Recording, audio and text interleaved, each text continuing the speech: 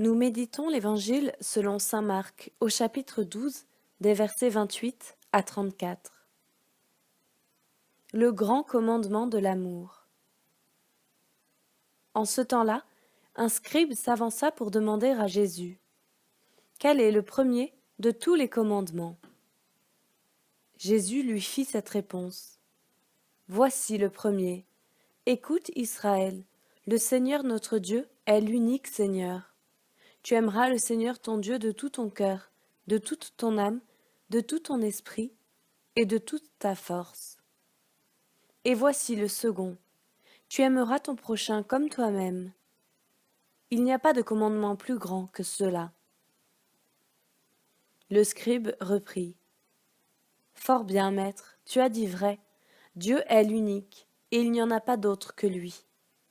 L'aimer de tout son cœur, de toute son intelligence, de toute sa force, et aimer son prochain comme soi-même, vaut mieux que toute offrande d'holocauste et de sacrifice.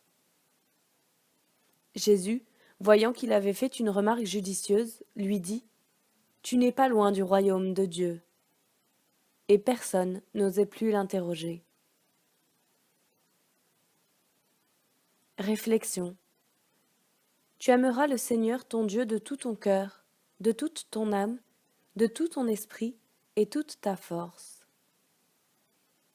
Voici le premier des commandements. C'est aussi l'essentiel de notre vie, la clé de notre bonheur. Si nous nous demandons pourquoi Dieu nous a créés, nous savons que c'est pour nous aimer et pour que nous l'aimions.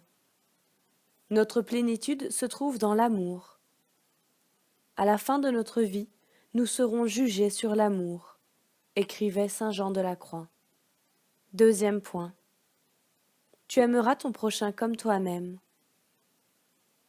Nous avons expérimenté l'amour infini de Dieu, et nous souhaitons répondre à cet amour à notre tour, en aimant notre prochain. Le Christ nous dit dans l'Évangile que tout ce que nous faisons pour l'un de ses petits, c'est pour lui. Mais quand il nous coûte de voir Dieu dans l'autre, quand nous sentons les limites de notre cœur, alors ouvrons-le à Dieu, afin que ce soit Dieu qui aime en nous. Cet effort de charité dans la compréhension, la patience, la lutte contre la critique et les jugements faciles vaut mieux que toutes les offrandes et les sacrifices. Troisième point. Tu n'es pas loin du royaume de Dieu, répondit Jésus au scribe. Celui qui aime vit déjà un petit paradis sur terre et le fit vivre à tous ceux qui l'aiment. C'est ce royaume que le Christ est venu annoncer par ses paroles et ses gestes. Il nous enseigne ce commandement par sa propre vie. Il est passé sur terre en faisant le bien, et sa mort a été le plus grand acte d'amour. Si nous voulons suivre le Christ, l'imiter, le chemin est tout simplement celui de l'amour.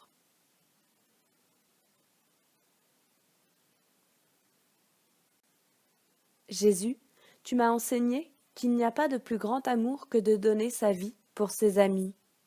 Tu m'invites à t'aimer de tout mon cœur, de toute mon âme et de toutes mes forces. Mon amour est tellement faible et inconstant, mais tu sais bien que je t'aime. Je te remercie pour cette capacité d'amour que tu as mise dans mon cœur.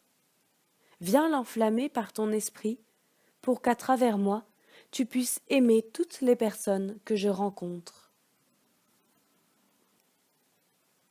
Résolution. Chercher les occasions de la journée pour manifester mon amour à Dieu et à mon prochain.